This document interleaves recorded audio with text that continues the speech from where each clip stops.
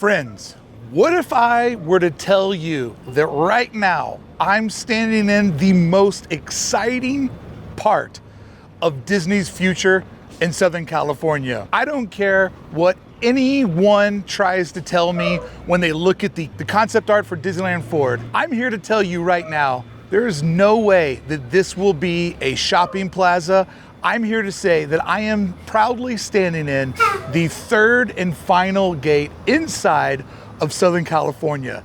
There is no way you can convince me that at some point where I'm at right now, the Toy Story parking lot won't become Disney's last move on the chessboard and putting a third gate here in Anaheim, making the Disneyland Resort finally a week-long vacation. We've been working on this series for a while. We started out at the edge of Disney's California Adventure, showing the plans to take over part of the Esplanade. We then went across the street and showed you where the new parking garage would go. That parking garage has to happen if this land gets converted into anything. And then to take it a step further, how Garden Walk can become the West Coast version of Disney Springs, bringing people through a shopping district from the parking area and then finally dumping them here at the third gate, the final gate. Friends, we've been on this voyage for a while, me making videos that nobody cares about. Who wants to film a parking lot? This guy. Today, we bring our East Disney jaunt, not to a complete conclusion, but an end of this chapter in our monthly Disneyland Forward series, where we're looking how Disneyland could grow.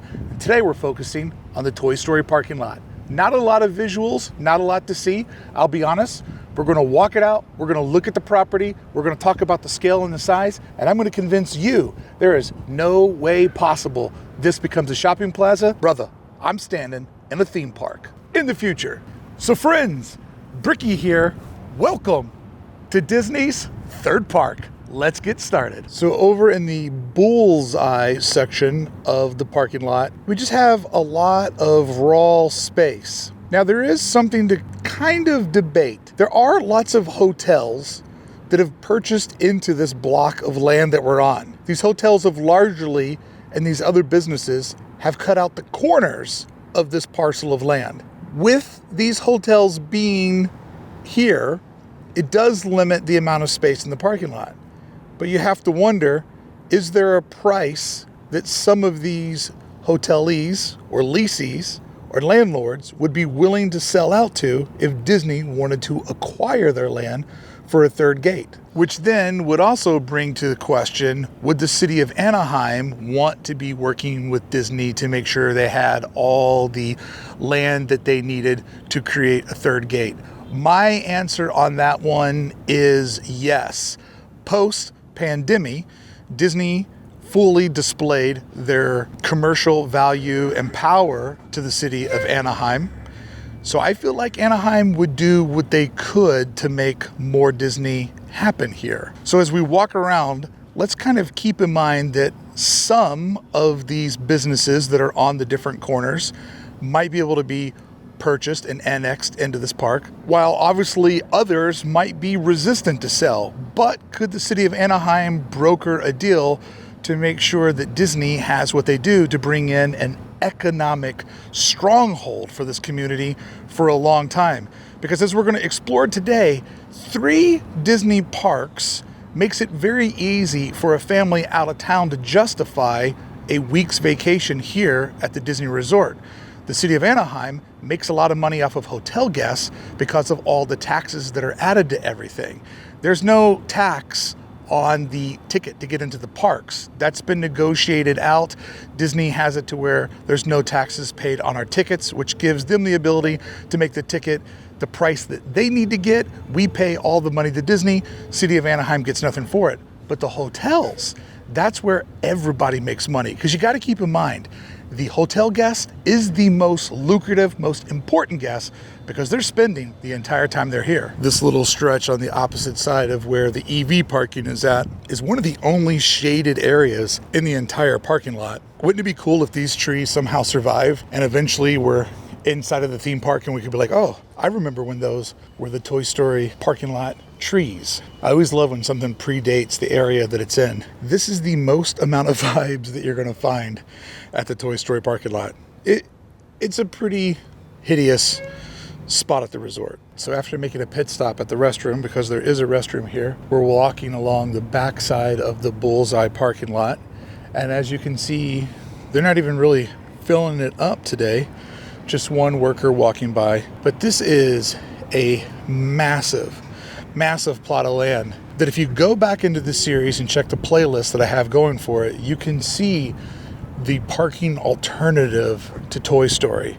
For this to get converted over into anything, whether I'm right that it becomes a theme park or I'm wrong that it becomes a West Coast shopping district, for any of that to happen, you have to see the second video in this series where we talk about the conversion of the parking lot on the eastern side of the Disneyland Resort.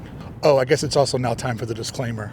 Before we get to our disclaimer, that is the JW Marriott that's at the backside of the Garden Walk. That's there for good. But don't you find it interesting how it was built at a height that I believe was designed to overlook things to come? And the hotel that we see over here, that one I believe actually is on the other side of the road. So we have a couple of big hotels out on the outer perimeter, but we'll walk around and look at some of the things that are actually on this block of land. But first, I got to give you the disclaimer for this series. So actually on this property, we see the hotel, I believe it's Hotel Lulu right there. That sits on this property or adjacent to this property. And there is the Hyatt House over there. That is on this piece of land too. So, you know, some of these are big corporations. Some of these are a little bit smaller. I mentioned the scale of the business because that kind of gives you an indication of, you know, negotiation of no way am I going to get rid of a Hyatt that's going to be right next to a Disney park, or somebody's like, yeah, buy me out. Let's do this. So far off in the distance over here is the security zone. This will be as much as we film in this direction. I don't want to get into any trouble. I don't ever want to film any security checkpoints. So you just get an idea that I'm standing at maybe the halfway mark. So this goes on, no, I'm standing at like the 1/4 mark. There's 3 more quarters of this property that goes off in this direction. All right, let's talk about the scale of this place. And here is one of the front lots. This sits on the backside of Harbor. Basically, it exits right over to the convention center if you go through that little exit right over there. So this little cutout along Harbor gives you an idea that this space looks like nothing, but when you contrast this space to the hotels that are cut out around it, that's when you start to get a real idea of just how big the space actually is. Okay, disclaimer time. The disclaimer for this video series is this. If you don't have an imagination, goodbye. If you get caught up in, well, actually, Brickey, goodbye. Don't have time for you. This series is for people that want to explore the future, open up their mind to possibilities of what could be. Not what is, but what could be. And I want to address something that a lot of you brought up in the last video series. But real quick, I want to say everything that I'm doing in these videos is based on the history of Anaheim, Disney, and the way that the parks have grown. Fan theory, a little bit, but stitched together with a lot of realistic things that could possibly, potentially happen here in Anaheim. So if the disclaimer is if you have a limited imagination and you're not willing to sort of look into the crystal ball and predict what could be, this series just simply isn't for you. And then the thing that I want to address, a lot of people brought up, well, isn't Disney broke? Actually, I thought that they were broke. Isn't Disney running out of money? Yo, none of this is going to happen tomorrow. None of this is going to happen next year. None of this is probably going to happen in the next 5 years. We are looking at a long-term forecast of how Disneyland in Anaheim could grow. Are they a little bit broke right now? Yes. Have they been broke before? Yes. Did they rebound? Always. So the whole aren't they broke now argument is basically like saying, hey, you were once a young person. When you got out of high school, did you want to buy a house? Yeah, of course you did. But you were broke. Oh, I thought you were broke. I thought you didn't have any money. But what did you do? You put in your time, you put away money, and hopefully you and your family were able to buy a house. At least some of you. I know that's becoming more and more impossible. But we're not looking at something that's going to happen tomorrow. Thus, go back to the disclaimer, you need an imagination to watch this video series. So if you're a but actually fan, goodbye, because this series is for people that want to think about long-term what could be, what could happen. Let's get going. All right, let's break down this property by the numbers as I'm standing underneath the shade tree right off of Harbor. DCA is roughly 3.7 million square feet. That includes backstage and onstage. This parking lot is 3.3 million square feet.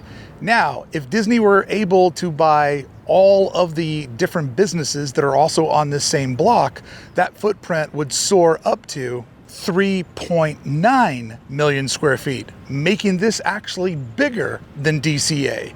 And if you add in Garden Walk, the entire area becomes about 5 million square feet.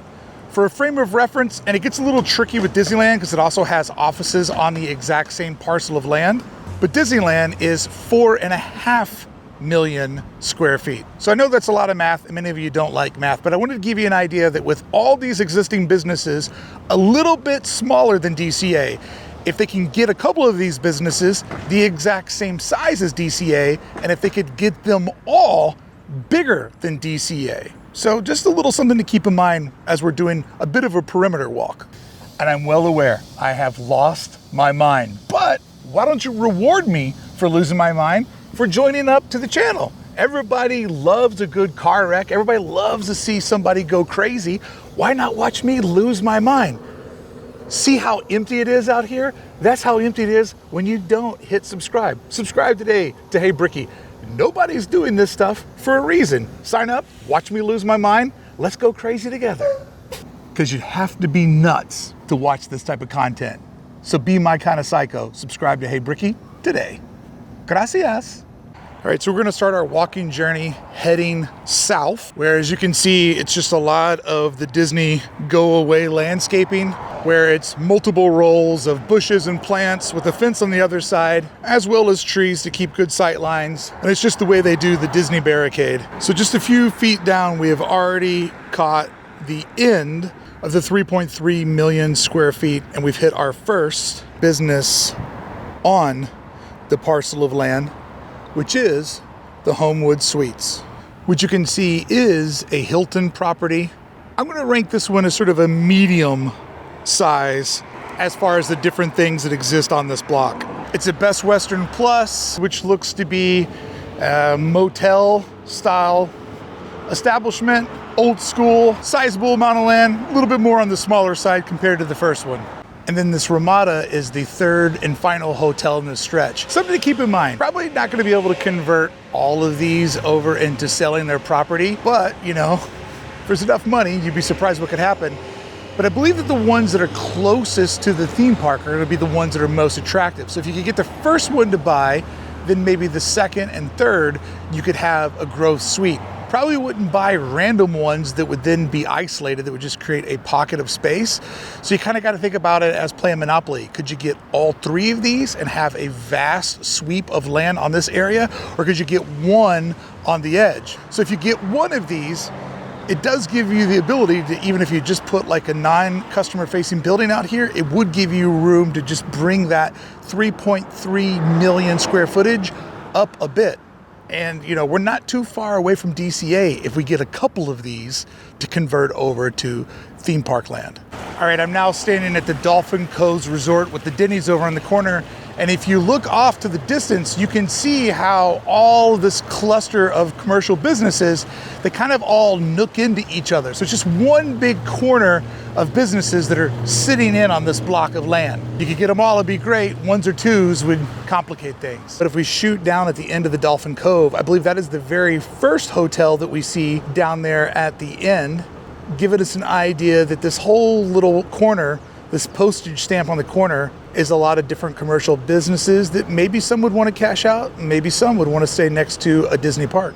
And as we're doing our little lap, I think that it's important to point out that one of the things in Disneyland Forward, which I believe is a rouge, so Disney's claim is they're going to put restaurants in there, shopping, and hotels.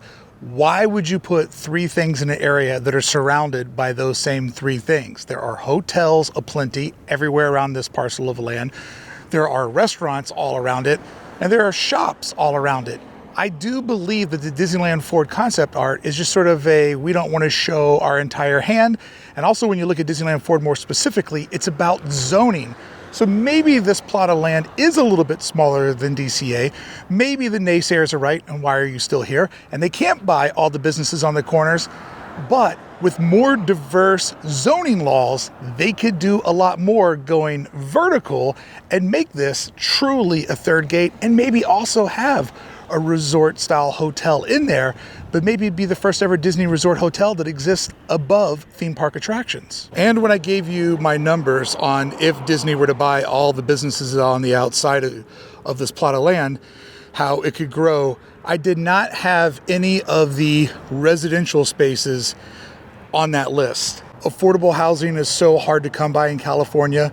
I'm cool with hotels going away, but anywhere where people are living, I believe that is a no-fly zone.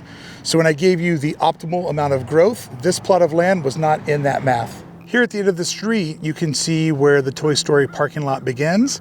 And also way off into the distance, you see the JW Marriott, which is the back end of Garden Walk, which I do believe eventually Disney will overtake and make that the Disney Springs of the West, taking people from the new parking lot just north of that, giving them the ability to walk through shops, dining experiences as they get to the third gate, which will be right there. And so in my monkey math, all of this real estate where citizens of Anaheim live in, that's not a part of my conversion, because I do believe that this affordable housing should stay here. But hotels, Denny's, not so crucial. So where I'm standing right now, if you look over at my phone, I am 100% parallel to where this video started. So we are about halfway around the footprint, even though technically we started our journey right there in the center. So we've maybe done 25% of the outer perimeter, and it's a lot hotter than what they told me it was going to be today.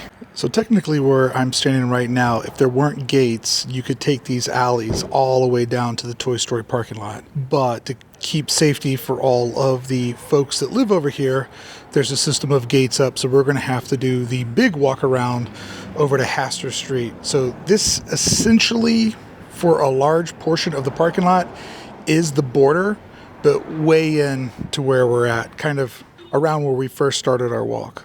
All right, after walking past a lot of places that look like somewhere where the Karate Kid would have moved in, we are almost through this strip of residential living. All right, we are over at Gene Autry Way. At the end of these garages, you can see the wall that is the edge of the Toy Story parking lot. We have definitely put in some steps. We have sweated a couple of pounds, but we are getting close to being back up to the edge of this piece of land. So essentially I've walked up the street. I didn't film in the shade because I needed to kind of catch my breath. It is very hot out here to be doing all of this.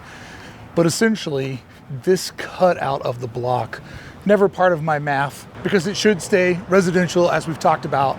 But all of these butt up to the edge of that space. And so for the naysayers, why are you still here?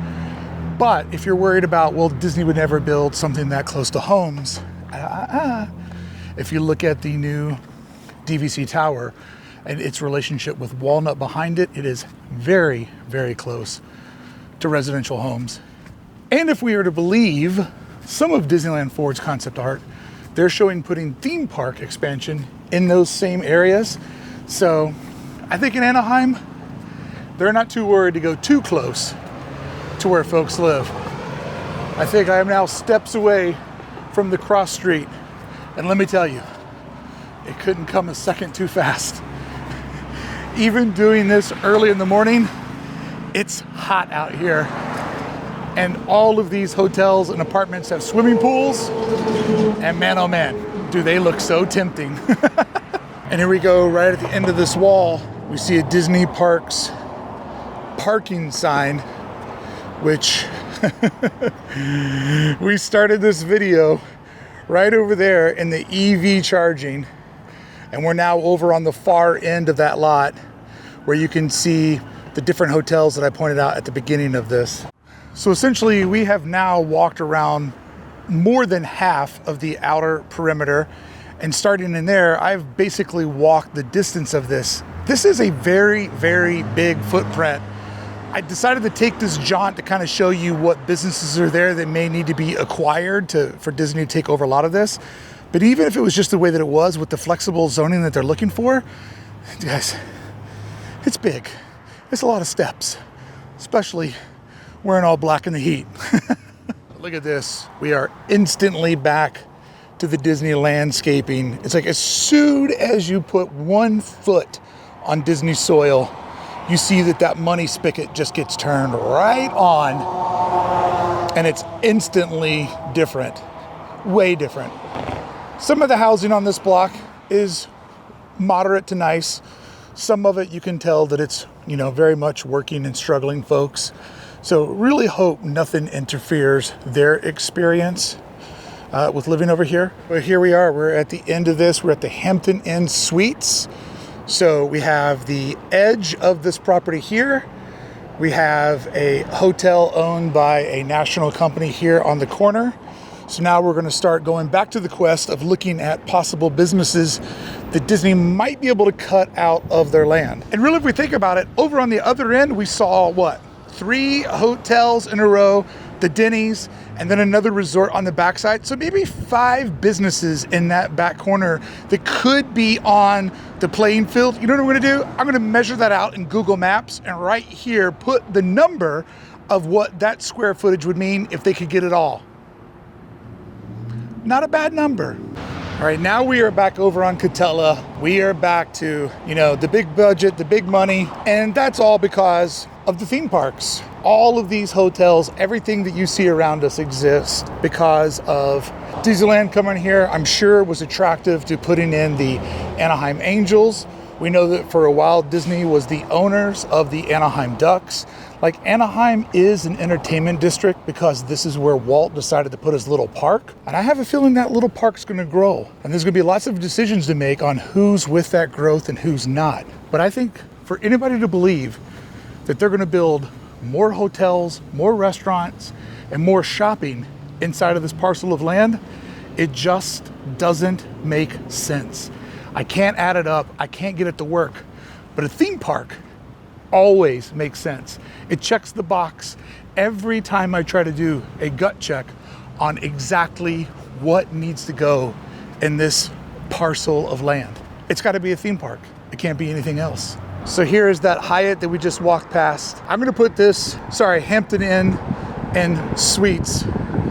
I'm gonna put this bad boy on the large scale of properties. If they could take this out, I mean, this is an attraction's worth of space right through here. And then there we see the walls of the park next to this small car rental. I mean, come on, if there's one that you could buy off, if there's one business you could pluck off, it's gotta be this Avis budget micro car rental. This doesn't need to sit here if a theme park does. There's the JW Marriott, the Cheesecake Factory. Over there is Garden Walk, which make sure and go and watch the 3rd video in this series where I break down if Disney were to buy Garden Walk, why it's the perfect location for a Disney Springs West, and why it would only make sense if that's a Disney Springs West, that over here is the 3rd and final gate. By the way, through the tree line, you might be able to see that that's where they have all of the buses parked. Oh, it would be so easy to walk in here and catch a bus and not film this last corner. But friends, I am a psycho completionist. So come on, won't you please subscribe? It's embarrassing how this channel performs. I'm out here grinding. I'm out here making a fool of myself. Least you could do is watch me make a fool of myself.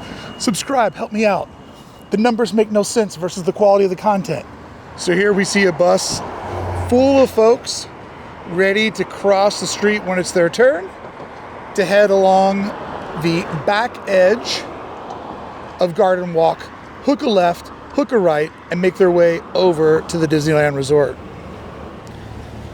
And another one. So here is the area that we just cruised our way alongside of. You can see they've got the buses over there, a couple of sheds, But here we have buses that are taking their voyage over to good times and making new memories. Magic is your final destination.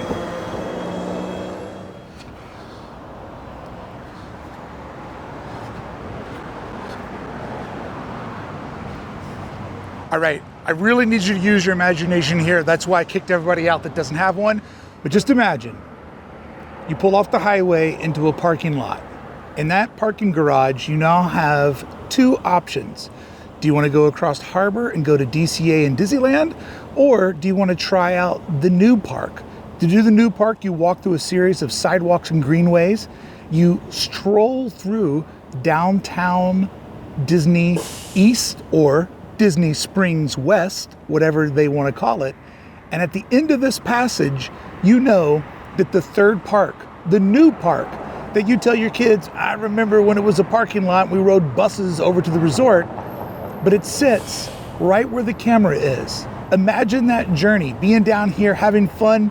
You get the text message, oh, time to go meet friends over in Disneyland.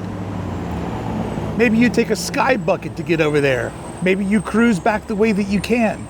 But there would be an intricate pathway of shopping, green spaces, and Disney environments to take you from here over to downtown Disney West or any of the theme parks that your little heart desired.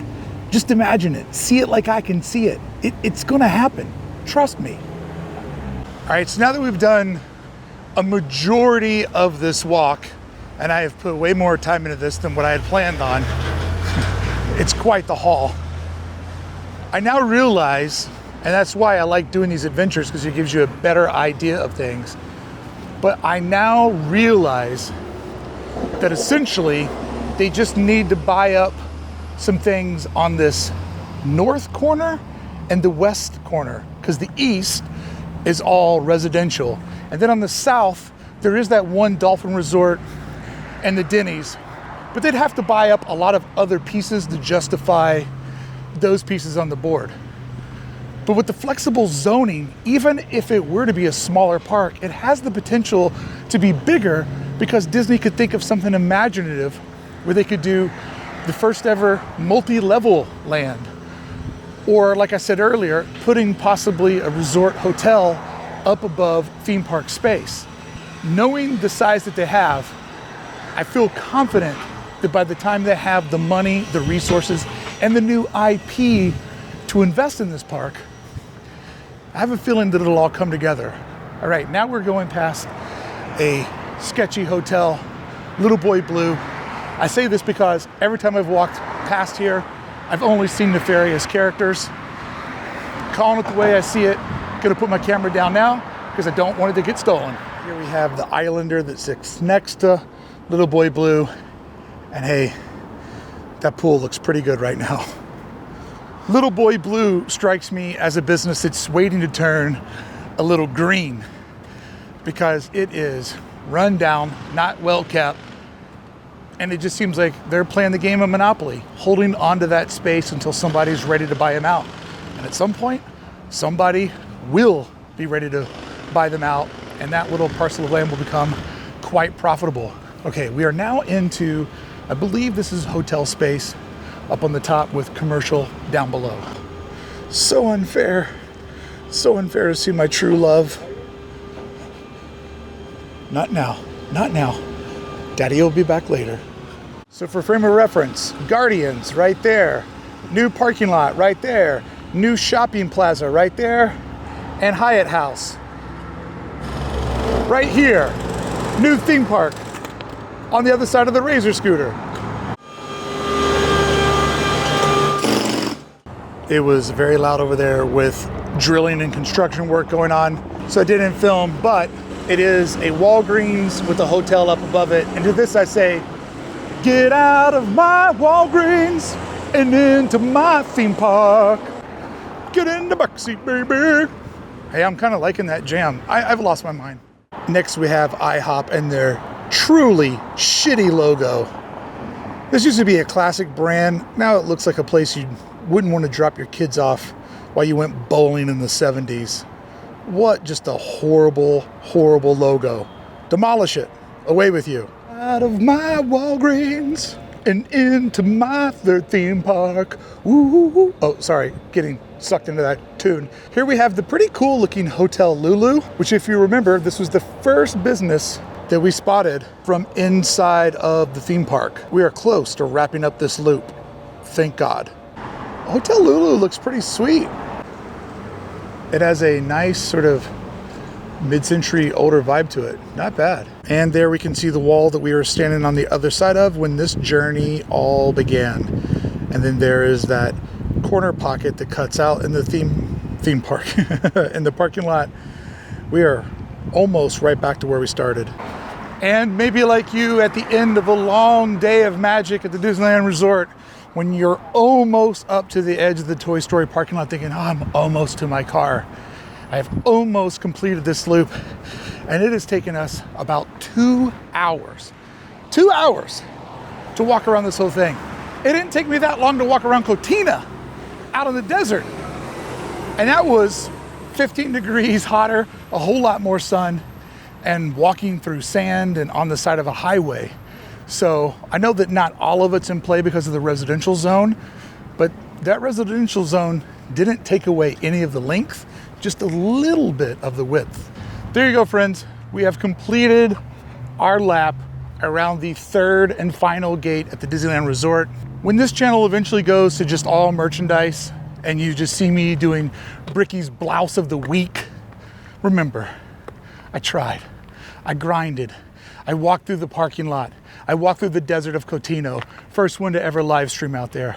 I've walked through all the parking lots, showing you all of the places where Disney could grow, giving you intellectual content, challenging your imagination, your business skills, letting you sort of do a gut check. Is this possible or is this crazy?